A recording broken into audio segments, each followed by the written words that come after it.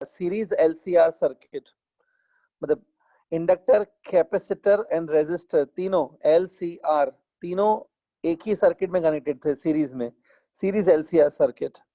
उसमें सबसे ज्यादा इंपॉर्टेंट था उसका फेजर डायग्राम। हमने फेजर डायग्राम बनाया और काफी फॉर्मूलाज हमने फेजर डायग्राम में से ही फाइंड आउट की थी। हमने एक वोल्टेज ट्रायंगल बनाया था और एक इंपीडेंस ट्रायंगल बनाया था, and we develop some formulas from there, right. So main topic जो था वो था सीरीज एलसीआर। उसके बाद लास्ट में हमने एक छोटा सा टॉपिक कर रहे थे जिसका नेम था choke coil. Choke coil discuss कर रहे थे, इजंट इट। चोक कॉइल मैंने आपको ये बताया था कि ट्यूबलाइट में चोक कॉइल का यूज होता है। सपोज ये ट्यूबलाइट है, इट्स अ ट्यूबलाइट। ट्यूबलाइट को अगर आप डायरेक्टली इसके साथ कनेक्ट करोगे, मतलब डायरेक्टली सब ऐसे कनेक्ट किया एसी सप्लाई के साथ, जो आपके घरों में एसी सप्लाई आता है उसके साथ ट्यूबलाइट डायरेक्ट कनेक्ट किया, तो जो आपके घरों में एसी सप्लाई आता है ना, उसकी वैल्यू होती है 220 वोल्ट आरएमएस। अल्टरनेटिंग वोल्टेज आता है ना आपके घरों में, तो जो अल्टरनेटिंग वोल्टेज होता है उसकी हम लोग आरएमएस वैल्यू यूजुअली प्रेफर करते हैं बताना, तो उसकी आरएमएस वैल्यू 220 वोल्ट होती है। ठीक है, पीक वैल्यू तो आपको आरएमएस में से पीक निकाल सकते हैं। 220 वोल्ट का आरएमएस वोल्टेज होता है, मतलब it's as good as RMS voltage of 220 volt is applied on the tubelight. ठीक है, इतना ज्यादा वोल्टेज लगाने पे डेफिनेटली हैवी करंट भी ट्यूबलाइट से फ्लो होगा, जो कभी कभी ट्यूबलाइट को डैमेज कर सकता है। It can even damage the tubelight, क्योंकि वोल्टेज बहुत ज्यादा रहता है 220 ट्यूबलाइट के हिसाब से। तो इस वोल्टेज को कम करने के लिए, so that we can apply less voltage on the tubelight, हम लोग क्या करते हैं यहाँ पर सीरीज में, मतलब ऐसे ट्यूबलाइट के साथ सीरीज में यहाँ पर एक कॉइल कनेक्ट कर देते हैं। कॉइल मतलब क्या, इट कॉइल मींस इंडक्टर। ऐसे ये देखो, इमेजिन करो ऐसा, but it's a coil of large number of turns. Number of turns बहुत ज्यादा होते हैं, ये मैंने लास्ट टाइम लिखवाया था, तो एक क्विक रिवीजन हो रहा है खाली। नंबर ऑफ टर्न्स बहुत लार्ज होते हैं, नंबर ऑफ टर्न्स ज्यादा होने की वजह से पता है क्या होता है, इसका जो एल होता है, एल मतलब कोएफिशिएंट ऑफ सेल्फ इंडक्शन, ये सिंपली सेल्फ इंडक्टेंस जो है एल, वो हाई होता है इसका। लेकिन हर कॉइल की अपनी रेजिस्टेंस भी होगी, कि it is made up of a wire, wire की रेजिस्टेंस होती है, इसकी रेजिस्टेंस काफी लो रखी जाती है। इस वायर की रेजिस्टेंस लो होती है, नंबर ऑफ टर्न्स बहुत ज्यादा होते हैं ताकि जिसका एल ज्यादा हो। तो basically it's a coil with a large L and less resistance. इससे फायदा क्या होता है कि जब आपने 220 वोल्ट अप्लाई किया, some voltage drop will be across this coil, कुछ वोल्टेज इसके ऊपर ड्रॉप होगा, बाकी वोल्टेज ट्यूबलाइट के ऊपर ड्रॉप होगा। Some voltage drop here, some voltage drop here. ठीक है, और इससे क्या होता है, करंट भी कम हो जाता है, क्योंकि देखो चोक कॉइल कनेक्ट करने के बाद सर्किट की रेजिस्टेंस बढ़ गई। इसकी आर कम है, नो डाउट, मैंने जैसे बताया इसकी रेजिस्टेंस काफी लो रहती है, तो आर तो कम है, लेकिन इसका एक्सेल काफी ज्यादा रहता है। XL is also a type of resistance ना, एक्सेल इंडक्टिव रिएक्टेंस ये ज्यादा होता है, क्योंकि XL is given by omega into L, क्योंकि एल ज्यादा है तो एक्सेल भी ज्यादा है। तो इस कॉइल का ओवरऑल रेजिस्टेंस ज्यादा होता है, इससे करंट सर्किट में कम फ्लो होता है। ठीक है, अब इस कॉइल की रेजिस्टेंस तो है नो डाउट, इसकी कॉइल की रेजिस्टेंस ज्यादा आर के फॉर्म में नहीं है, ज्यादा एक्सेल के फॉर्म में। ठीक है, अगर आर ज्यादा होता ना तो हीटिंग बनती, हीटिंग, लेकिन एक्सेल ज्यादा होने की वजह से हीटिंग नहीं बनती है। आज हम लोग इसको भी देखेंगे आगे। एक्सेल ज्यादा होने से कोई हीट नहीं बनती है, आर ज्यादा होता है तो हीट बनती है। तो इवन तो यहाँ पे कॉइल कनेक्ट करने से क्या हुआ, रेजिस्टेंस बढ़ गया सर्किट का, करंट कम हो गया, लेकिन रेजिस्टेंस बढ़ने से भी हीटिंग नहीं बनता है, क्योंकि ज्यादा एल होने से, ज्यादा इंडक्टेंस होने से हीटिंग नहीं बनता है, कि इसका रेजिस्टेंस जो है वो लो है। ठीक है, ठीक है, तो एक याद रखो, choke coil consist of high value of L and less value of R, ये हमने लास्ट टाइम लिखा भी है। This is known as choke coil. ठीक है, ज्यादा डिटेल में नहीं है, बस थोड़ा आइडिया होना चाहिए सिर्फ इसका। ठीक है, आगे बढ़ते हैं। Today will go for the further, आज एक नेक्स्ट टॉपिक स्टार्ट करेंगे। नेक्स्ट टॉपिक है पावर का। Power, power consumed in the LCR circuits.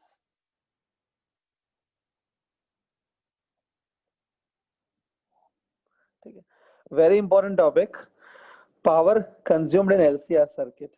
मतलब ये जो इंडक्टर, कैपेसिटर, रेजिस्टर, ये सब डिस्कस किया ना हमने, ये कितना पावर लेते हैं, what is the formula for power. See, एक चीज आपको सबसे पहले पावर एग्जैक्टली क्या होता है वो थोड़ा समझा देता हूँ मैं. What is the basically meaning of this power. See suppose ये कोई सर्किट है, देखो ये सर्किट मतलब यहाँ पे कुछ रेजिस्टेंस हो सकता है, कैपेसिटर, इंडक्टर, जो भी है उसको मैंने लिखा है सर्किट.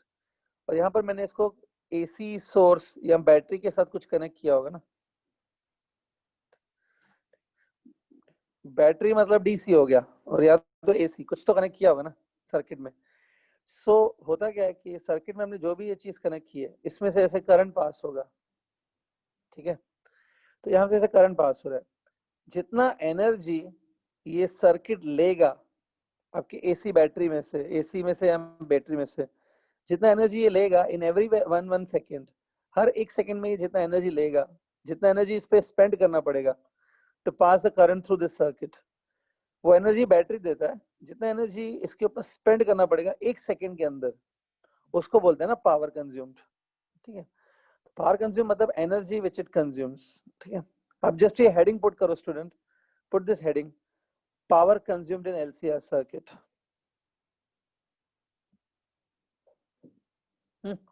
हेडिंग पुट किया, power consumed in LCR circuit. ठीक है, अब इसमें क्या करेंगे हम लोग, इसको दो पार्ट्स में ब्रेक करेंगे. First we will do this derivation, power consumed in purely resistive circuit. Power consumed in purely resistive circuit मतलब पहले हम लोग ये देख लेंगे कि सर्किट में अगर खाली रेजिस्टेंस है, सिर्फ रेजिस्टेंस. आप लोग को याद है कि जब सिर्फ रेजिस्टेंस होती है तो ईएमएफ और करंट में से कौन लीड करता है, कौन लैग करता है, कुछ याद है? Anybody? Same phase. Same phase में होते हैं. Remember, both are in same phase. Current and EMF both are in same phase. ये बात याद रखना आगे प्लीज. हाँ, तो पहले ये कर लेंगे. आफ्टर कंप्लीटिंग दिस हम लोग उसके बाद एलसीआर पे जाएंगे, मतलब एल और सी दोनों कनेक्ट करेंगे. अब देखो, power consumed in the resistive circuit, जैसे भी आपने मेरे को बताया, अभी आप लोग ने मुझे बताया that in case of resistive circuit EMF और करंट सेम फेज में होते हैं ना. E and I both are in same phase, right? ठीक है, दोनों सेम फेज में होते हैं. तो देखो क्या मैं ऐसा कर सकता हूँ कि सपोज जो ईएमएफ है ना, EMF at any time it is this much, तो इसका फेज हो गया ओमेगा टी.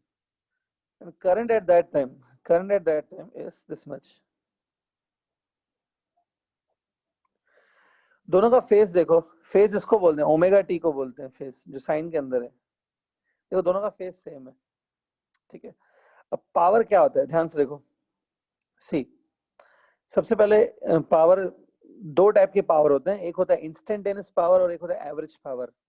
ठीक है, इंस्टेंटेनियस पावर क्या होता है, लिसन. ठीक है, इंस्टेंटेनियस पावर सिंपल बता देता हूँ. इंस्टेंटेनियस पावर क्या होता है कि ध्यान से देखो, सपोज ये जो सर्किट है ना, ठीक है, इसके ऊपर जो एनर्जी स्पेंड हुआ है, जितना एनर्जी हमने खर्च किया, लेट्स से वो एनर्जी है dw. लेट्स अज्यूम कि dw is the amount of energy spend on this. dw is a very small amount of energy spend. ठीक है, dw. और ये एनर्जी कितने टाइम में स्पेंड किया मैंने, लेट्स से dt टाइम में. dt is also very small. dt भी छोटा है और dw भी छोटा है. तो अगर आप बहुत ही छोटा एनर्जी डिवाइडेड बाय बहुत ही छोटा टाइम करेंगे, dw by dt, so is it energy पर सेकेंड ना, मतलब ये पावर हो गया. बट क्योंकि ये बहुत छोटा छोटा लिया है dw by dt, तो ये एक तरीके से आपको इंस्टेंटेनियस पावर देगा, एवरेज नहीं देगा. It will B instantaneous. So instantaneous power जो है ना, it's given by one formula dw by dt. ठीक है, मतलब very little work done on the circuit divided by very little time, so that work upon time, that is work per second, it is, that is instantaneous power. लेकिन instantaneous power की एक और formula है. Instantaneous power ऐसे भी मिल सकते हैं. ये जो सर्किट का ईएमएफ है ना, EMF at time T into current at time T, E into I multiply करेंगे तो भी पावर मिल जाता है. ये अपने फॉर्मूला 11th स्टैंडर्ड में देखी होगी. Power consume by the circuit is given by voltage into current. देखा है ये formula? V into I also gives power ना, वोल्टेज इनटू करंट. यहाँ पर E into I से पावर मिलता है. ट्रांसफार्मर में भी आपको मैंने बताया था, ट्रांसफार्मर में जाके देखो, power consumed is E into I, ठीक है, ठीक है।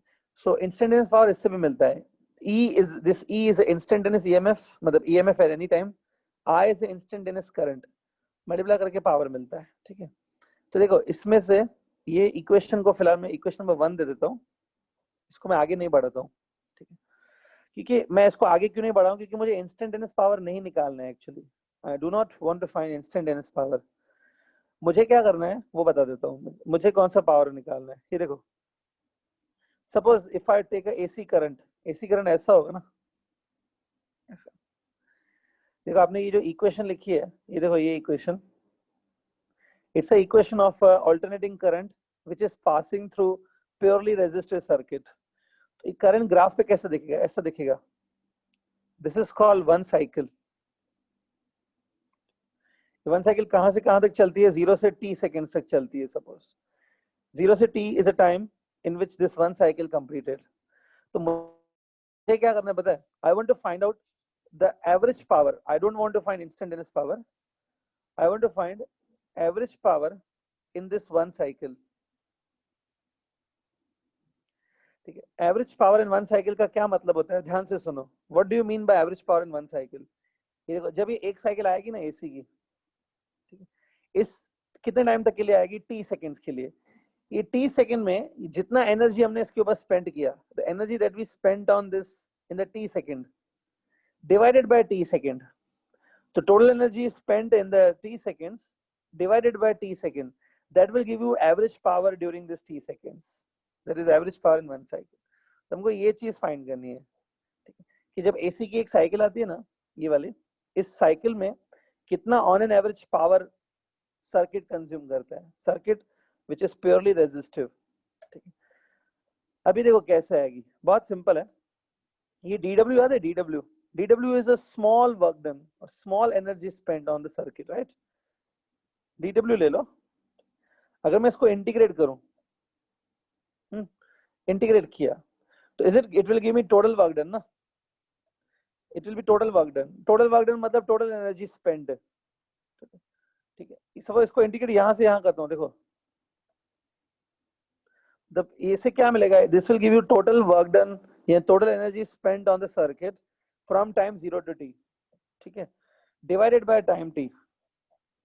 ये देखो, so this will give me the average power consumed in the one cycle, ठीक है, total work done in the t seconds divided by t second, ये वाले, so it will become average power during one cycle, ठीक है। अब देखो ध्यान से, लिमिट्स मैं बाद में लिखूंगा फिर से। dw को देखो, यहाँ पे देखो, आप ध्यान से देखो, क्या मैं dw को ऐसे लिख सकता हूँ, p into dt ना, ये देखो, dw can be written as instantaneous power into dt, ये p instantaneous power है, और ये क्या है, LHS पे एवरेज पावर। आपका जो टेक्स्ट बुक है ना, टेक्स्ट बुक ने सीधा इस फॉर्मूला से चालू किया है, टेक्स्ट बुक ने सीधा इसी फॉर्मूला से चालू किया है। सो आई सजेस्ट पहले यहां तक नोट कर लो, फिर हम लोग आगे बढ़ेंगे, ठीक है, ठीक है, नोट कर लो पूरा।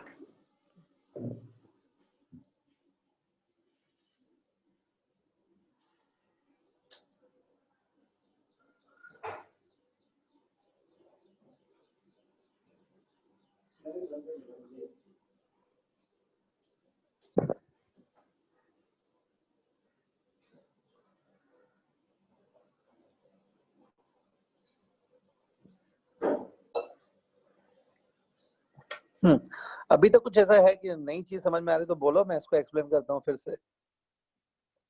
Is there anything till now जो नहीं समझ में आ रहा है? सर पीक कांस्टेंट रहेगा ना इसमें सर? हाँ, पीक तो कांस्टेंट माना जाता है, पीक कांस्टेंट होता है। पीक पावर कौन सा पावर, एवरेज की इंस्टेंटेनियस? एवरेज। हाँ, एवरेज पावर कांस्टेंट रहेगा, वही हम लोग अभी कैलकुलेट करेंगे कितना होता है average power in the one cycle.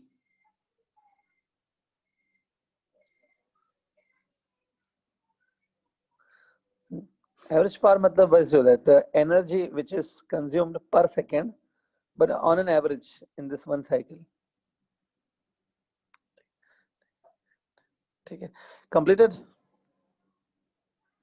हो गया यहाँ तक? आपके टेक्स्ट बुक ने कि जो पूरा मैंने बेसिक स्टार्टिंग से बताया, इतना डिटेल में नहीं लिखा है, सीधा जो लास्ट फॉर्मूला दिख रही है वहीं से स्टार्ट हुआ है टेक्स्ट बुक में। सीधा मैं लास्ट वाले फॉर्मूला लिखता तो आई एम श्योर कि कुछ समझ में नहीं आता क्या लिखा है, so इसलिए पूरे बेसिक्स बताया, मेक इट वेरी क्लियर। हो गया लास्ट तक? तो देखो लास्ट में जो ये इंटीग्रेशन वाला स्टेप है, इसमें ये p क्या है, this p which is inside the integration, this p is a instantaneous power। तो इंस्टेंटेनियस पावर को हम लोग e into I करके भी लिख सकते हैं ना, तो अभी मैं वही करने वाला हूँ, ठीक है। So I hope it is completed, आगे बढ़ रहा हूँ मैं भी। So right now we are discussing average power consumed in the one cycle, in the time of one cycle, ठीक है। So it is integration of p dt। p क्या था? p is a instantaneous power। p को मैं ऐसे लिख सकता हूँ e into I into dt divided by capital T। Zero से t भी लिख सकते हो इधर भी।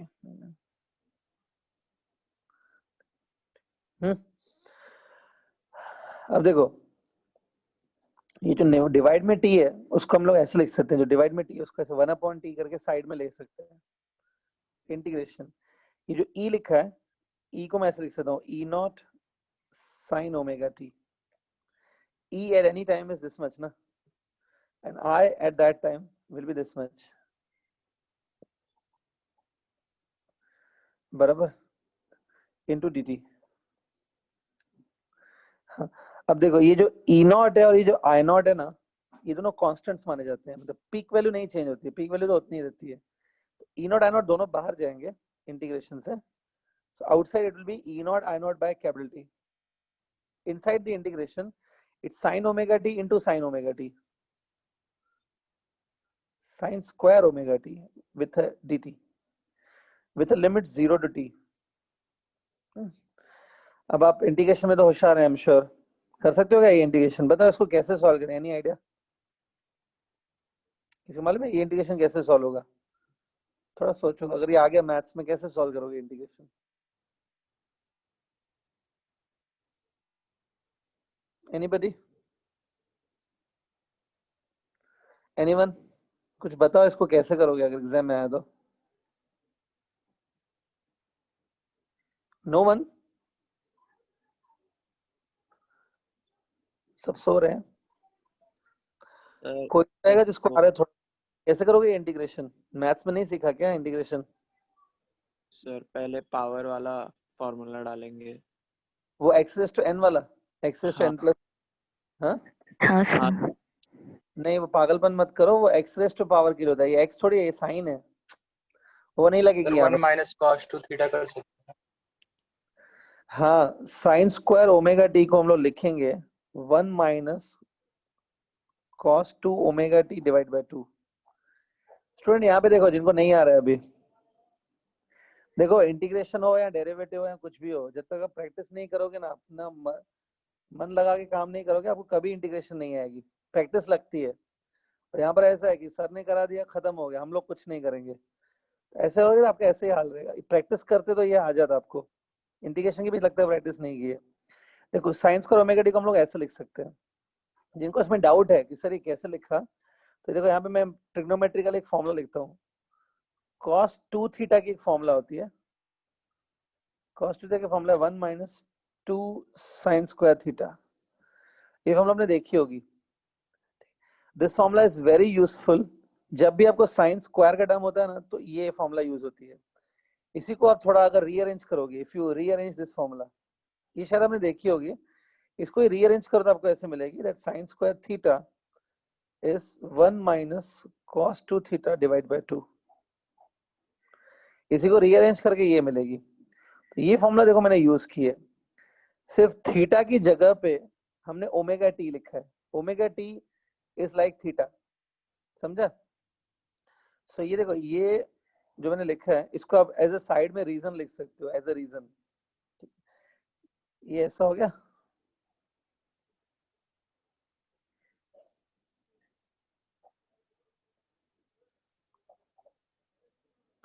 ठीक है, अब आगे क्या होगा, ये जो 2 है ना, ये 2 भी इंडिकेशन से बाहर जा सकता है क्योंकि 2 इज अ कांस्टेंट, तो बाहर क्या जाएगा, it will be E naught I naught by 2t, 2 भी गया बाहर, ठीक है ना। और बाकी देखो ब्रैकेट में ही बचेगा इंटीग्रेशन, dt अगर मैं मल्टीप्लाई करूं ब्रैकेट के अंदर तो dt इंटू 1 होगा, that is dt minus sine, integration separate कर सकते हैं, cos 2 omega t into dt,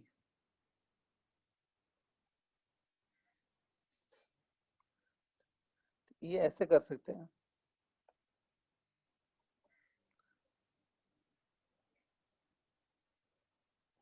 समझा क्या, देखो क्लियर है। तो ये स्टेप के बाद मैंने ये स्टेप लिखा है, ये जो बीच में लिखा है वो रीजन है, साइड में आप रीजन लिख सकते हो। सो डू वन थिंग, पहले यहां तक फिनिश कर लो, first finish up to this,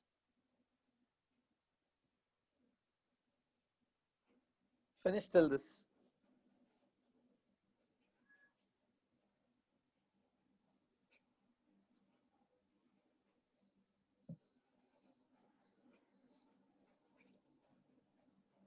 अब ज्यादा फिजिक्स नहीं है, अब ज्यादा मैथमेटिकल स्टेप्स हैं, मैथ्स तो आना चाहिए एटलीस्ट।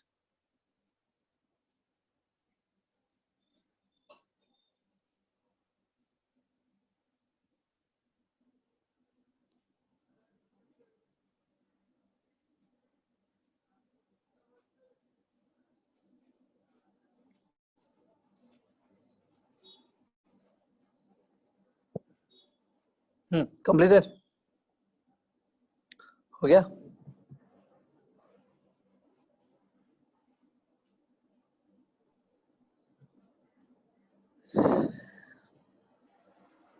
हाँ कंप्लीट हुआ। Yes sir. ठीक है, सो आई होप यहाँ तक सबका हो गया। अब इसके आगे प्लीज थोड़ा खुद सॉल्व करो ना इंटीग्रेशन। क्या होगा integration of dt will be t with a limit 0 to capital T ना, लिमिट्स डालने यस पर क्या आएगा सिर्फ टी, कैपिटल टी। पहले तो एक काम करो, पहले तो इंटीग्रेशन के बाहर है ये e0 i0 बाय t, अभी 2 भी आ गया, मतलब ऐसा, ये इंटीग्रेशन के बाहर है। अब इंटीग्रेशन करने के बाद integration of dt will be t with a limit this much minus, minus है ना, what is integration of cos 2 omega t, integration of cos 2 omega t, sine 2 omega T upon 2 omega. उसके बाद नीचे 2 omega भी आएगा, ये मालूम है, ये जो अंदर हाँ की है ना 2 ओमेगा टी, इसका डेरिवेटिव होगा, 2 ओमेगा टी का डेरिवेटिव होता है, अंदर की जो पार्ट है उसका डेरिवेटिव होता है, 2 ओमेगा टी का डेरिवेटिव लेंगे विद रिस्पेक्ट टू टी, तो 2 ओमेगा आएगा, वो नीचे लिखना होता है लाइक दिस, ठीक है।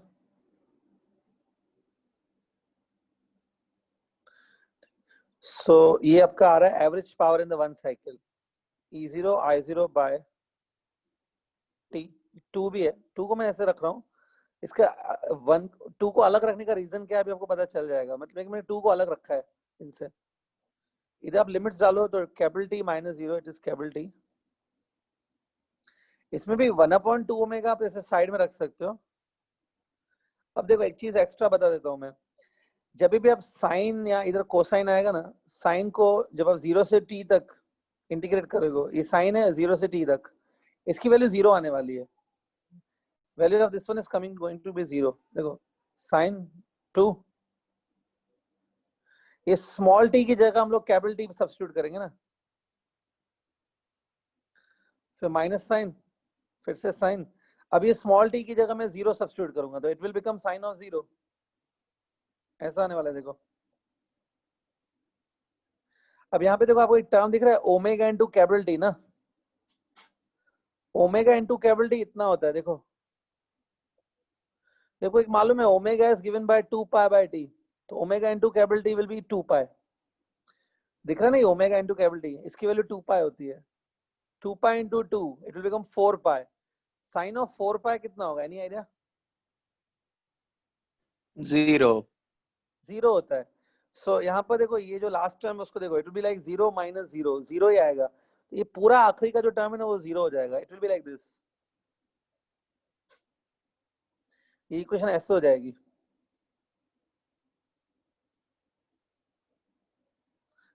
ठीक है। अब मुझे मालूम है ये कैपिटल टी कट होने वाला है, बट उससे पहले एक चीज देखो, आपने भी जो पूरा इंटीग्रेशन किया ना, उस पूरे इंटीग्रेशन का जो लास्ट में फाइनल वैल्यू आया वो ये आया, कैपिटल टी अपॉन 2। देखो एक सेकंड, यहाँ पे जब हमने इंटीग्रेशन चालू किया, देखो इंटीग्रेशन स्टार्ट करने से पहले हमने E0 I0 बाई टी बाहर ले लिया था, ये बाहर है। देखो integration was of sine square omega T, sine square omega T का इंटीग्रेशन था। So the value of this integration, कौन सी, साइन स्क्वायर ओमेगा टी का जो इंटीग्रेशन है 0 टू टी तक, इस इंटीग्रेशन का आंसर क्या मिला, t/2। ये देखो अभी भी यहाँ पे E0 I0 बाई टी मैंने लिखा है अलग से।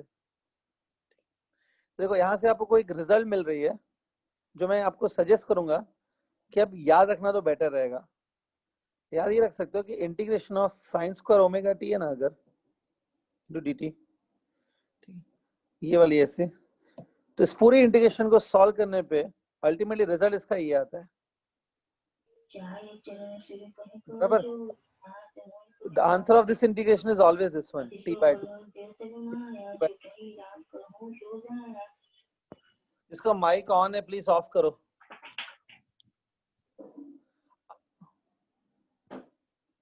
हाँ, इसके बाद देखो, after this T will get cancelled. क्या आ रहा है finally formula for average power, it's E0 I0 by 2, ये पावर आ रहा है। This is coming as a formula for average power consumed, E0 I0 by 2। देख लो एक बार अच्छे से। आगे बढ़ते हैं, बस ये फिनिश हो गया ऑलमोस्ट। ये जो नीचे 2 है इसको मैं ऐसे कर सकता हूँ, देखो नीचे जो 2 है ना उसको ऐसे लिखो, √2 into √2, √2 into √2 2 ही होता है ना। Anybody remembers what is this thing, I0 by √2?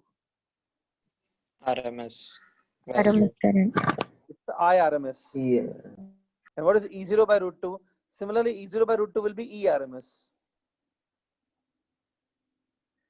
So average power which is consumed in the one cycle is given by ERMS into IRMS। देखो कितना अजीब लगता है, हमने, अगर आपको याद हो मैंने कहा था कि जो इंस्टेंटेनियस पावर होता है it is given bye E into I। Last जो फॉर्मूला आ रही है वो भी E into I है। कुछ तो लग रहा है ऐसा इतना करने की क्या जरूरत थी, लास्ट में देखो E into I मिला खाली, लेकिन ERMS into IRMS है कि E0 into I0 है, वो मुझे नहीं मालूम था ना, वो ने प्रूफ किया कि ERMS आ रहा है।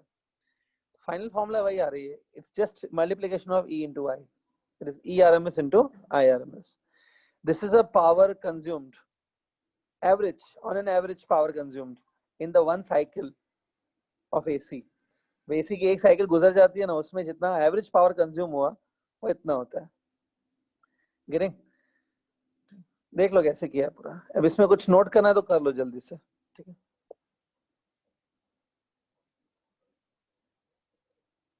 ये चीज आप है ना साइड में कहीं भी लिख देना, ये एग्जाम में मत लिख के ना कि इस इंटीग्रेशन की वैल्यू t/2 होती है, ये आपके याद करने के लिए मैंने बताया जस्ट।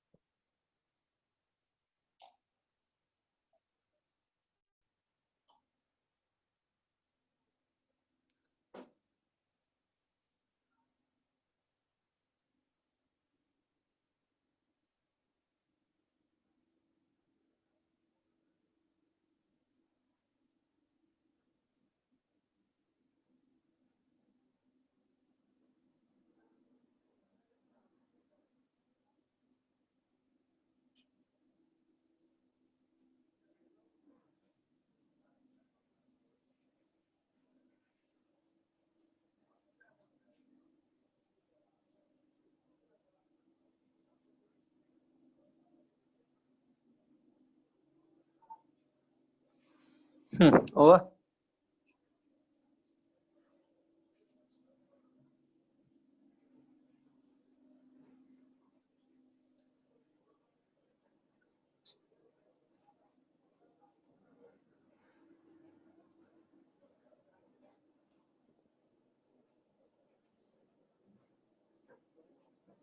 हाँ, completed।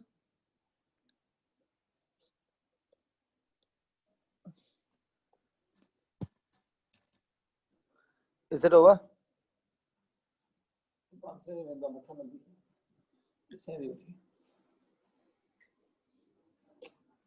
कोई नहीं, संभल को मैंने कम शुरू कर संभलना बनवा दो ना।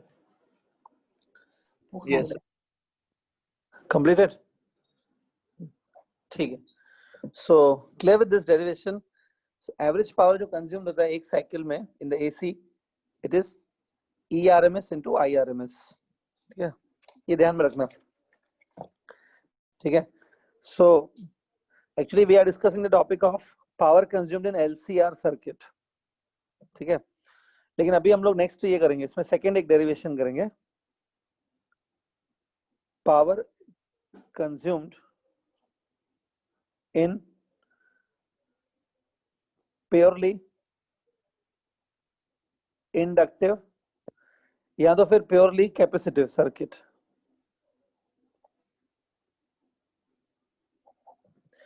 देखो, power which is consumed in purely inductive या purely capacitive circuit. Purely inductive मतलब क्या, जिसमें सिर्फ इंडक्टर कनेक्टेड है. या प्योरली कैपेसिटिव मतलब क्या, जिसमें सिर्फ और सिर्फ कैपेसिटर कनेक्टेड है. ऐसे सर्किट्स भी हमने किए हैं, circuit with pure capacitor and pure inductor, याद है वो वाले सर्किट्स. ठीक है. सो चलो एक काम करते हैं, इंडक्टर कैपेसिटर दोनों नहीं करने, कोई एक करना है, दूसरा उसके सिमिलर होता है. चलो एक काम करते हैं, इंडक्टिव ले लेते हैं. इंडक्टिव ले लेते हैं. अब आप थोड़ा याद करो कि इंडक्टर के केस में कौन सा वोल्टेज या करंट में से कौन लीड करता है, कौन लैग करता है. आंसर मत देना, जिसका मैं नाम लूंगा वही आंसर देगा.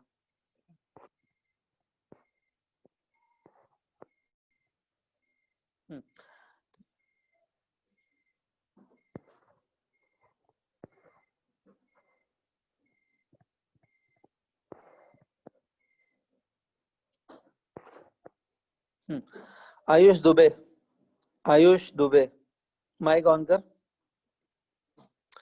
आयुष दुबे माइक ऑन करो. Ayush. Hello sir. Hello sir. हाँ, मेरा क्वेश्चन बस इतना ही है कि ये जो इंडक्टिव सर्किट है, मतलब सर्किट विद प्योर इंडक्टर, सिर्फ इंडक्टर है, इसमें ईएमएफ और करंट में कौन लीड करता है, कौन लैग करता है, या दोनों सेम फेज में होते हैं. इंडक्टर में क्या होता है, करंट और ईएमएफ में से कौन लीड करता है, कौन लैग करता है, बोलो.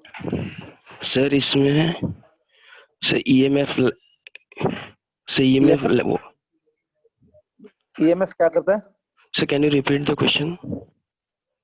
In case of a circuit with a pure inductor, सिर्फ इंडक्टर कनेक्टेड है. Yes sir. इंडक्टर मतलब कॉइल, उसमें और ईएमएफ में से कौन लीड करता है. सर ईएमएफ लीड करता है सर. लीड करता है. कौन से केस में करंट लीड करता है. Yes sir. ऐसा कौन सा सर्किट है जिसमें फिर करंट लीड करता है. तुमने बोला ना यहाँ पे ईएमएफ लीड करती है, ठीक है, Yes, मैं मान sir. लेता हूँ ईएमएफ करती है. सर कैपेसिटर वाले सर कैपेसिटर के केस में वो लीड करता है. अच्छा, और रेजिस्टेंस के केस में क्या होता है, अगर खाली रेजिस्टेंस कनेक्टेड है. सर सिर्फ रेजिस्टेंस वाली सर्किट केस में सेम रहता है सर. दोनों सेम फेज में होते हैं. Yes sir. ठीक है, चलो ऑफ करो. Any how Ayush Dubey manage कर गया आंसर. ठीक है, चलो बच गए. ठीक है, तो सर्किट, ये आयुष दुबे बोल रहा है कि circuit which contain pure inductor, इसमें ईएमएफ लीड करता है. Is it leading by 90 degree. 90 degree lead कर रहा है, याद है. हाँ, सो हम लोग देखो क्या करेंगे, let's assume that current is this much. देखो ये करंट है, let's assume this is current. ठीक, सो ईएमएफ लीड्स बाय 90 डिग्री ना. ईएमएफ 90 डिग्री लीड करता है, तो ईएमएफ ऐसा होगा. देखो डिफरेंस देख लो दोनों में, क्लियरली दिख रहा है कि ईएमएफ लीडिंग बाय 90 डिग्री. हाँ, आगे बढ़ते हैं. Now we want to find average power consumed in the one cycle. उसकी एक फॉर्मूला मैंने शॉर्टकट बनाई थी, आपको याद होगा, 0 to t integration of p dt divide by capital. याद है, ये फॉर्मूला हमने बनाई है अभी रेजिस्टेंस के केस में. इसको मैं डायरेक्टली यहां से स्टार्ट कर सकता हूं अभी, ये हमने बनाई है फॉर्मूला ऑलरेडी. सो इंटीग्रेशन 0 से t, p is a instantaneous power. p कैसे मिलेगा, p can be found by just multiplying e with i.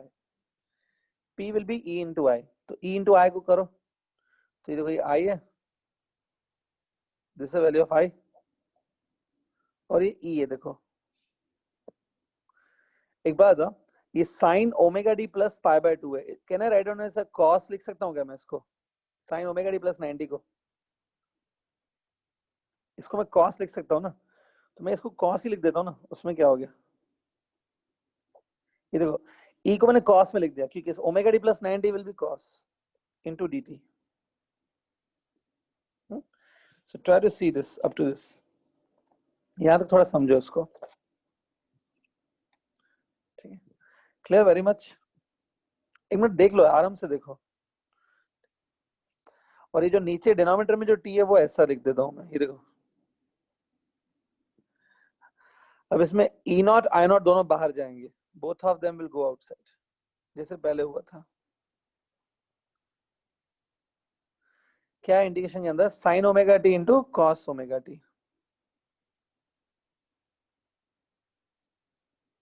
Into D T. तो पहले वाली डेरिवेशन में तो साइन स्क्वायर था, याद है? साइन स्क्वायर ओमेगा टी था, यहाँ पे स्क्वायर नहीं है। One is sine, other is cos. Any idea from your side इसको कैसे डील करूंगा मैं अभी इस इंडिकेशन को? एनीबॉडी? Hello sir. हाँ बोल। सर अगर आप ऊपर नीचे दो 2 से मल्टीप्लाई करें, 2 एडजस्ट करना है ना? हाँ करेक्ट है, करेक्ट है, it is correct. Multiply by 2 divide by 2 कर दिया, ये देखो, ठीक है? So see the numerator now. Numerator देखो, 2 sin cos, इसको लिख सकते हैं sin 2 थीटा की फॉर्मूला है ना, ये sin 2 थीटा हो गया, it will become sin 2 omega T. Yes, so numerator को हम लोग ऐसे लिख सकते हैं, डिनोमिनेटर में जो 2 है ना, जो डिनोमिनेटर में 2 है उसको मैं बाहर ले सकता हूं।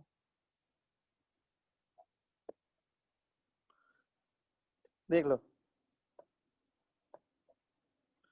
अब ये इंटीग्रेशन तो आपको सॉल्व करना चाहिए। You must solve this integration, क्योंकि इतना तो आता है आपको। ये इंटीग्रेशन आगे खुद सॉल्व करो स्टूडेंट, और फाइनल आंसर आप खुद निकालो। You need to calculate the final answer. अब मैं नहीं बताने वाला हूँ, देखता हूँ कौन फाइनल आंसर निकालता है। खाली एक हिंट दे देता हूँ, फाइनल आंसर बहुत ही सिंपल वर्ड, सिंपल नंबर आएगा एक। It's extremely simple number you'll get. कोई कॉम्प्लेक्स फॉर्मूला नहीं आएगी लास्ट में, बहुत सिंपल फॉर्मूला आ जाएगी लास्ट में, ठीक है? सो राइट दिस मच, इसके आगे आपको खुद करना है। You need to do on your own.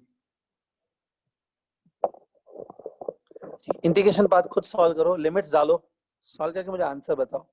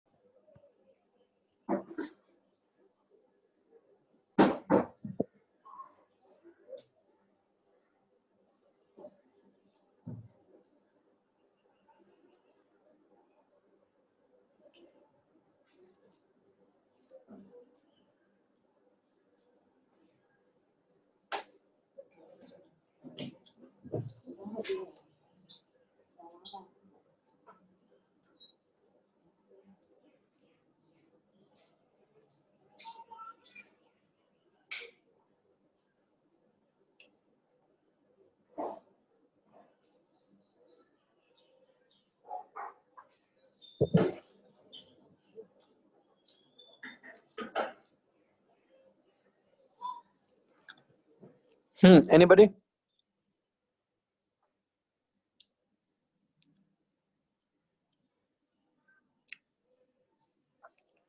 ओह, राहुल लोहार, अखिल नायर, प्रियंका चकोर, सुहा, अरे बहुत सारे हैं, मुस्कान Chaturvedi,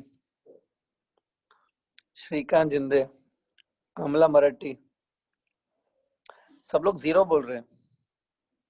everybody is saying zero. Zero आ रहा है?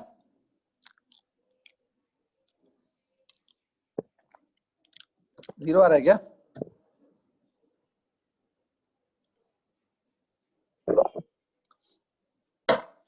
Okay, Akanksha Joji also got 0. Okay. So जिनका आंसर 0 आ रहा है, ध्यान से सुनो, जिनका आंसर 0 आ रहा है, ठीक है, आंसर 0 आ रहा है लेकिन आपको मार्क्स 0 नहीं मिलेगी एग्जाम में, मार्क्स फुल मिल जाएंगी. It's a correct answer. Answer 0 ही है. It's a correct answer. So average power that you are getting, it is coming 0, right? It's absolutely correct answer. हाँ, 0 आएगा. सुनो, अभी अगर किसी का अभी भी 0 नहीं आ रहा है, जैसे शायद अमन का नहीं आ रहा है मे भी, तो देखो इंटीग्रेशन हो, इंटीग्रेशन अच्छे से करो, और पुरानी डेरिवेशन जो मैंने कराई थी, इससे पहले वाली डेरिवेशन, उसमें भी जैसे लिमिट्स मैंने पुट की थी, यहाँ पे पुट करो. सर वो किया. 0 का फिजिकली मीनिंग पूछ रहे हो क्या? हाँ सर, वो पावर 0 कैसे हो सकता है? वो तो मैं बताऊंगा ना, वो तो मैं डिस्कस करूंगा. मैं ऐसा नहीं हूँ कि जो नई कोई चीज मिलती है मैं हमेशा, देखो आप भले पूछो ना पूछो, मैं उसका फिजिकल मीनिंग बता देता हूँ अपनी तरफ से. Don't worry at all. ठीक है, डोंट वरी एट ऑल, वो मैं बताऊंगा मीनिंग, लेकिन पहले मैथमेटिकली 0 आना चाहिए. ठीक है, so I hope everybody got that it is coming 0. ये पता है स्टूडेंट कब होगा? Power will come 0 when you are taking purely inductive circuit और प्योरली कैपेसिटिव सर्किट, दोनों केस में 0 आएगा. अभी कैपेसिटर लेते तो भी 0 ही आता, कि कैपेसिटर में भी क्या होता है, कैपेसिटर में भी ईएमएफ और करंट में से जो करंट है वो 90 डिग्री लीड करता है. ठीक है, अब करंट 90 डिग्री लीड करे या वाले ईएमएफ 90 डिग्री लीड करे, होगा तो 90 डिग्री लीड वाला ही ना. तो कुछ कुछ सिचुएशन ऐसे ही बनेगी, वापस सेम बनेगी. कैपेसिटर लेते ना तो भी ऐसी सिचुएशन बनती, और आंसर 0 ही आता है कैपेसिटर में भी. सो पहले तो आप एक चीज ध्यान में रखो, that power consumed by the circuit is coming 0 whenever it is purely inductive circuit or purely capacitive circuit. Purely resistive में ऐसा नहीं था. अगर आपको याद है, प्योरली रेजिस्टिव सर्किट जो था उसमें हमको पावर मिला ERMS into IRMS, याद है? ठीक है, अब एक नेचुरल डाउट उठता है, मतलब माइंड में आपको नेचुरली डाउट आएगा कि 0 क्यों आ रहा है. मतलब 0 का मतलब है कि ये ऐसा सर्किट है कोई पावर ही कंज्यूम नहीं कर रहा है, ऐसा 0 क्यों आ रहा है? थोड़ा मैं समझाने की कोशिश करता हूँ. Look at it. Why it's coming 0, I will tell you. See, look at this circuit. देखो ये सर्किट, इस सर्किट का पावर आपको 0 आ रहा है ना, पावर कंज्यूम इज कमिंग 0. 0 क्यों आ रहा है? ध्यान से देखो. अब होता क्या है कि ये देखो, ये सपोज एसी करंट की एक पूरी साइकिल है, इट्स अ फुल साइकिल. ठीक है, तो इस फुल साइकिल का जो एवरेज है वो 0 आ रहा है. क्यों ऐसा आ रहा है? देखो, अब फुल साइकिल नाम पे देखो, इसमें क्या होगा, स्टार्टिंग में जब करंट बढ़ेगा, देखो सपोज ये करंट ऐसे फ्लो हो रहा है, and this current is tending to increase, is trying to increase. जब ये करंट इंक्रीज होने की कोशिश करेगा ना, तो इसमें देखो इस इंडक्टर में बैक ईएमएफ बनती है. बैक ईएमएफ ऐसे बनेगी that this back EMF will oppose the increase of this current. Back EMF इस करंट की जो इंक्रीज हो रही है ना उसको अपोज करेगी. It's according to Lenz's law. ठीक है, क्योंकि देखो करंट अगर इंक्रीज हो रहा है तो flux passing through this inductor, ये देखो फ्लक्स जो होंगे ना इंडक्टर से पास होंगे, ऐसे वाले फ्लक्स, ये फ्लक्स भी इंक्रीज होंगे. फ्लक्स इंक्रीज होंगे मतलब फ्लक्स चेंज हो रहे हैं, तो ईएमएफ इंड्यूस होगा फ्लक्स चेंज होने से. और आपको लेंजेस लॉ में बताया था कि ईएमएफ ऐसे इंड्यूस होता है कि वो फ्लक्स की चेंज को अपोज करता है, Lenz's law. So back EMF ऐसे बनेगा कि जो इस करंट की जो ग्रोथ हो रही है ना, करंट जो ग्रो हो रहा है, इस करंट की ग्रोथ को ये अपोज करेगा. तो आपको एक ऑपोजिशन मिल रही है ना, करंट को एक ऑपोजिशन मिल रही है. तो since current is getting some opposition, इसलिए work has to be done to increase the current. इस इंडक्टर में ये जो सोलेनॉइड है, इसमें करंट को सेटअप करने के लिए, करंट को इसमें बढ़ाने के लिए हमें वर्क करना पड़ेगा. So work has to be done, work करना पड़ेगा, मतलब एनर्जी देनी पड़ेगी. We need to give energy. वो कौन देगा? वो बैटरी देगी, हम लोग नहीं देंगे, वो बैटरी देती है. तो एनर्जी देनी पड़ेगी. लेकिन एक बात बताओ, कुछ देर के बाद आफ्टर सम टाइम, ये देखो यहाँ पे current will start decreasing also और नो? करंट डिक्रीज होना भी चालू करेगा.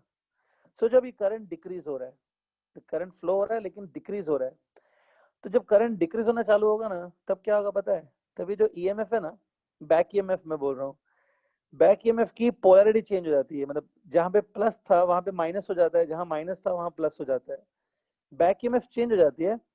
अब बैक ईएमएफ ऐसा हो जाती है कि जो ये बैक ईएमएफ है ना, वो इस करंट को सपोर्ट करती है, मतलब इस करंट को कम होने से रोकती है। Back EMF will be in such a way that it will oppose the decrease of this current, decrease भी नहीं होने देती है उसको। तो क्योंकि बैक ईएमएफ अभी इस करंट को सपोर्ट कर रही है ना, मतलब ये एज इफ क्या होता है, जब करंट अपने आप डिक्रीज होने लगता है तो ये बैक ईएमएफ उसको सपोर्ट करती है, उसको कम होने नहीं देती है इजीली। मतलब अभी क्या हो रहा है कि जो एनर्जी इंडक्टर में स्टोर्ड है वो बाहर निकल रही है इंडक्टर से। इंडक्टर इसको करंट को सस्टेन करने के लिए, इस इंडक्टर जो है इस करंट को मेंटेन करने के लिए अपनी एनर्जी दे रहा है, ठीक है। जो भी एनर्जी आपने उसको पहले स्टार्टिंग में दी थी, ये जो दी थी ना एनर्जी स्टार्टिंग में, वो एनर्जी उसमें स्टोर हो गई इंडक्टर के अंदर in the form of magnetic field. और जब ये करंट डिक्रीज होना शुरू होता है, तो जो करंट डिक्रीज होना शुरू होता है तो इंडक्टर इसको डिक्रीज भी नहीं होने देता है, इंडक्टर इसको थोड़ी देर के लिए मेंटेन करता है। तो इंडक्टर जब इस करंट को थोड़ी देर के लिए मेंटेन करता है, मतलब inductor is giving the energy back, ठीक है। तो क्या होता है, ऐसे आप ऐसे मान सकते हो क्वार्टर साइकिल में, ये क्वार्टर साइकिल हो गया, हाफ साइकिल भी नहीं, क्वार्टर साइकिल। क्वार्टर साइकिल में जब करंट बढ़ता है तब हम लोग इसको एनर्जी देते हैं और एनर्जी इंडक्टर में स्टोर हो जाती है in the form of magnetic field. Remaining quarter में, जो अगला क्वार्टर साइकिल है, अगला जो 1/4 साइकिल है, उसमें करंट डिक्रीज हो रहा है। जब करंट डिक्रीज होता है तो इंडक्टर उसको डिक्रीज भी नहीं होने देता है, मतलब उस टाइम पे इंडक्टर जो स्टोर्ड एनर्जी है उसको बाहर निकालता है इंडक्टर। तो इंडक्टर एनर्जी स्टोर करता है in the form of magnetic field और फिर वो बाहर निकाल देता है। तो इस तरीके से जितना एनर्जी इसने लिया इंडक्टर ने उतना ही रिटर्न में दे देता है। अब जितना लिया उतना रिटर्न दे दिया, तो मतलब overall energy consume by this one is zero ना इन द 1 सेकेंड, इसलिए पावर जीरो आ रहा है। समझा क्या? स्टार्टिंग में इंडक्टर में करंट को बढ़ाने के लिए, to grow the current in this inductor we need to spend energy because it will oppose you. But when the current start decreasing, because it's AC current, अब करंट क्यों decrease होना चालू होगा? क्योंकि ये जो ईएमएफ का सोर्स है वो डिक्रीज होगा। तो करंट जब डिक्रीज होना चालू करेगा तब भी इंडक्टर आपको अपोज करेगा, उसको डिक्रीज नहीं होने देगा। उस टाइम पे ये जो इंडक्टर है वो करंट को सपोर्ट करेगा, मतलब एनर्जी देगा अपनी। तो एनर्जी लिया, एनर्जी दिया, मतलब ओवरऑल एनर्जी नहीं लिया ना उसने। आपसे मैंने 50 रुपए ले लिए, फिर आपको 50 रुपए दे दिए, मतलब एज गुड एज मैंने आपसे नहीं लिया ना कुछ भी पैसा, इसलिए एवरेज पावर जीरो आ रहा है। समझी बात? क्लियर है? कैपेसिटर में भी Yes. ऐसे, हाँ कैपेसिटर में भी ऐसा ही होता है। कैपेसिटर जब चार्जिंग होती है ना, suppose there is a circuit which contain pure capacitor, capacitor की जब चार्जिंग होती है तो चार्जिंग के टाइम पे हमको एनर्जी देनी पड़ती है, we need to give energy to the capacitor. वो एनर्जी कैपेसिटर के अंदर इलेक्ट्रिक फील्ड के फॉर्म में स्टोर हो जाती है, इलेक्ट्रिक फील्ड बनाने में वो खर्च हो जाती है, इलेक्ट्रिक फील्ड में वो स्टोर हो जाती है। फिर एसी सर्किट्स में क्या होता है, कैपेसिटर थोड़ी देर के बाद डिस्चार्जिंग चालू होता है, कैपेसिटर आल्सो डिस्चार्जेस। तो जब कैपेसिटर डिस्चार्ज हो रहा है मतलब वो वापस एनर्जी आपको दे रहा है, ठीक है। सो इस तरीके से ओवरऑल एनर्जी जीरो आती है।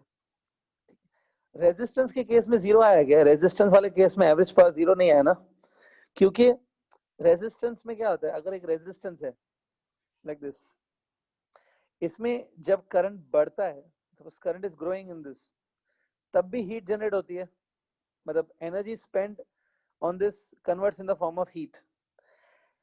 जब करंट कम होने लगता है तो भी हीट ही बनती है। रेजिस्टेंस में ऐसा कुछ खास बात नहीं है, रेजिस्टेंस कुछ स्टोर करके नहीं रखता है, जो भी एनर्जी मिलती है वो इसको हीट में कन्वर्ट कर देता है। तो रेजिस्टेंस कुछ स्टोर करके नहीं रखता है एनर्जी को और वापस देता है, ऐसा नहीं है। Resistance is a like pure loss of energy in the form of heat, इसलिए रेजिस्टेंस के केस में जीरो नहीं आया था, इंडक्टर कैपेसिटर में जीरो आया। So, आज जो अपनी बहुत इंपॉर्टेंट चीज सीखी है ना वो ये है कि जो इंडक्टर होते हैं और जो कैपेसिटर होते हैं, कहने से वो ओवरऑल पावर कंज्यूम नहीं करते हैं ना, एवरेज पावर इज जीरो। इसलिए इन दोनों को इंडक्टर और कैपेसिटर दोनों को वॉटलेस एलिमेंट्स कहा जाता है, वॉटलेस एलिमेंट्स। वॉटलेस एलिमेंट मतलब जो पावरलेस हैं, ज्यादा पावर कंज्यूम नहीं करते, जीरो करते हैं।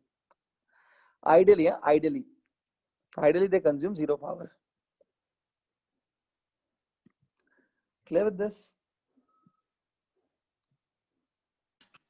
Yes, sir. क्लियर? हाँ। अब ध्यान से देखो, ये तो अभी हमने देखो 3 टाइप के सर्किट डिस्कस किए। सर्किट कंटेनिंग प्योर रेजिस्टेंस, उसमें आपको ये फॉर्मूला मिली। सर्किट कंटेनिंग प्योर कैपेसिटर और मे बी प्योर इंडक्टर, इसमें हमको ये फॉर्मूला मिली, एवरेज पावर इज 0। लेकिन अभी तक हमने ऐसा सर्किट नहीं देखा है जिसमें तीनों कनेक्टेड है, LCR, ऑल 3 आर कनेक्टेड, तीनों कनेक्टेड है, ऐसा नहीं देखा है ना। इसकी देखो जो डेरिवेशन है ना, derivation in which all these 3 are present, LCR तीनों प्रेजेंट है, इसकी जो डेरिवेशन है ना वो मैं आराम से कल करा दूंगा डेरिवेशन। आज मैं खाली इसकी डायरेक्ट एक फॉर्मूला बता देता हूँ, डायरेक्ट फॉर्मूला, डेरिवेशन आराम से बाद में देखेंगे। If I talk about series LCR circuit, ठीक है, अभी इतना टाइम नहीं रहेगा कि मैं डेरिवेशन कर पाऊँ, बट वो कल करेंगे। But if I talk about power consumed in the series LCR circuit, मतलब LCR तीनों प्रेजेंट है, तो उसकी फॉर्मूला मैं आज बता देता हूँ, आप ये नोट भी कर लेना। Average power consume will be this one, ERMS into IRMS into cos of 5, ये है फॉर्मूला। अब ऐसे नोट कर लो, ऐसे लिखो, in case of series LCR circuit, in case of series LCR circuit this formula is there. कल मैं आराम से डिराइव करके दिखा दूंगा, डोंट वरी।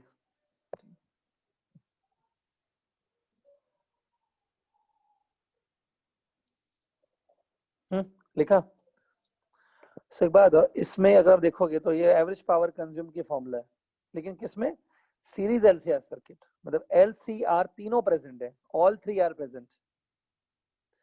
अभी तक हमने क्या किया, अभी तक हमने ऐसा किया कि खाली रेजिस्टेंस प्रेजेंट है या खाली कैपेसिटर है या सिर्फ इंडक्टर है, तीनों साथ में प्रेजेंट है, तब ये फॉर्मूला है, ठीक है। अब इस फॉर्मूला को थोड़ा ध्यान से देखो, ठीक है। इसमें जो ये पावर कंज्यूम है ना, ERMS into IRMS into cos phi, ठीक है, ये it's a formula for power consume, इसको बोलते हैं true power. This formula I am calling as a true power, ठीक है। ट्रू पावर क्यों बोल रहा हूं अभी समझ में आ जाएगा। तो ट्रू पावर जो मतलब ट्रूली जो पावर कंज्यूम है, the true value of power consume, true power कितना है वो, ERMS into IRMS into cos phi, ठीक है। कुछ कुछ स्टूडेंट को एक अटक रहा होगा कि cos phi क्यों आया है, डेरिवेशन तो कल बताऊंगा मैं, उसमें आएगा। किसी को कुछ याद है cos phi के बारे में? cos phi पहले भी आ चुका है एक जगह पे। अब नोटबुक के पेजेस टर्न करो, देखो, खुद जाके सर्च करो cos phi कहाँ पे मिला था और क्या होता है। cos phi का नेम मैंने बताया था, जाके चेक करो। Anybody remembers what's cos phi? Okay, Akanksha Joji and Ujjwal Singh को याद है, पावर फैक्टर बोलते हैं cos phi को, याद है? जाके एक बार वो चेक करो, सीरीज LCR टॉपिक चेक करो, जो फेजर डायग्राम बनाए थे सीरीज LCR, उसमें हमको cos phi बताया था। The name of this cos phi is power factor. ये देखो, जो cos phi है ना, इसको मैं डिस्कस करूंगा, बट इस cos phi का नेम था पावर फैक्टर।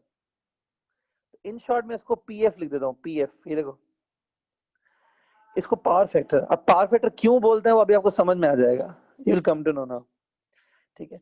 सो देखो, cos phi को I am calling as a power factor, तो इज इट, ध्यान से देखो, ERMS into IRMS into power factor, it's a formula for true power। True power इतना है ना, ERMS into IRMS into power factor। अब इसमें बाकी देखो, ये एक टर्म बचता है, ERMS into IRMS। ERMS into IRMS जो है ना, ये जो टर्म मल्टीप्लीकेशन है, E into I, इसको हम लोग नाम देते हैं एपरेंट पावर।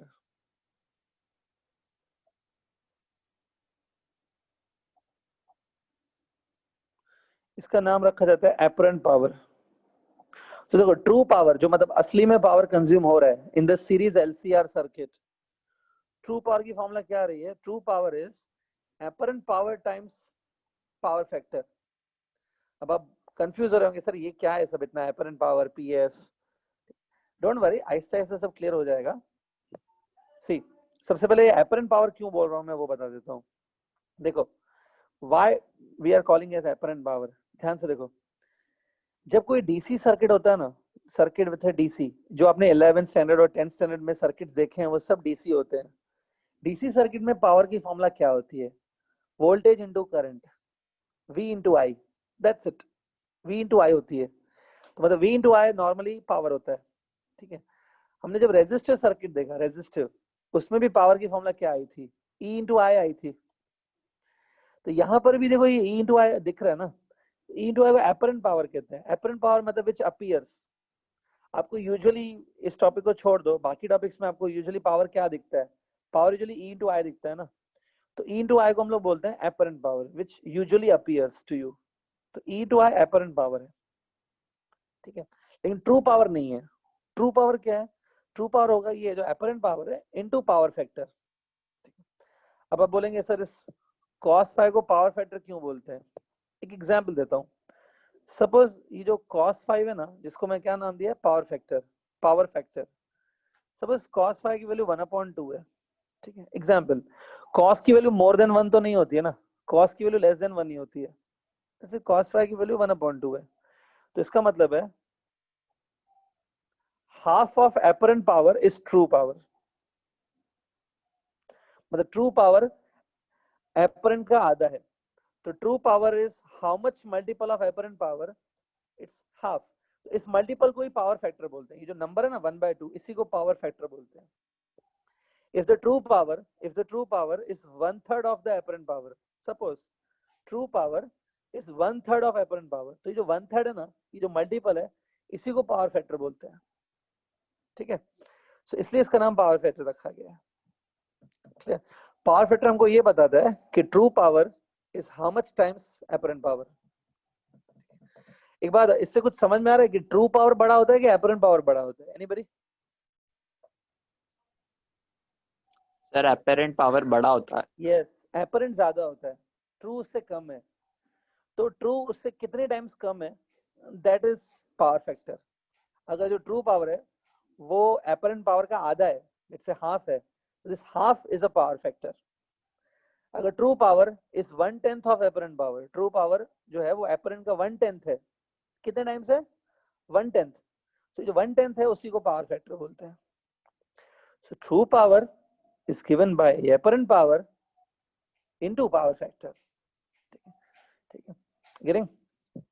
अब जाके पहले अगर आप चेक करोगे ना, मैंने इस cos फाइव की आपको वैल्यू बताई थी लास्ट टाइम। cos फाइव की वैल्यू ये होती है, याद करो, बताई थी क्या? ये R/Z, this is a value of cos five. ये चीजें याद रखो स्टूडेंट्स, बस आज इतना तक नोट कर लो, बाकी हम लोग आराम से नेक्स्ट लेक्चर में करेंगे। Just note all these things जो मैंने बताई है, ये मैं कल फिर से नहीं बताऊंगा,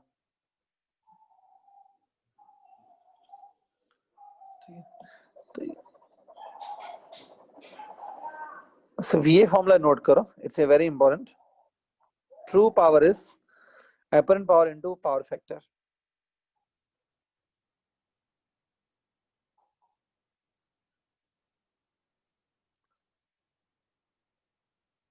ठीक है? Okay. So now here we'll stop the lecture. जिनको अगर जाना है जा सकते हैं, ठीक है। बाकी अगर किसी को डाउट है तो बोलो। सर डाउट नहीं है, बट सर वो प्रीवियस पेज दिखाओ ना, एल और कैपेसिटर और वो वाला सर्किट का। हाँ ये सर। हाँ। नहीं सर,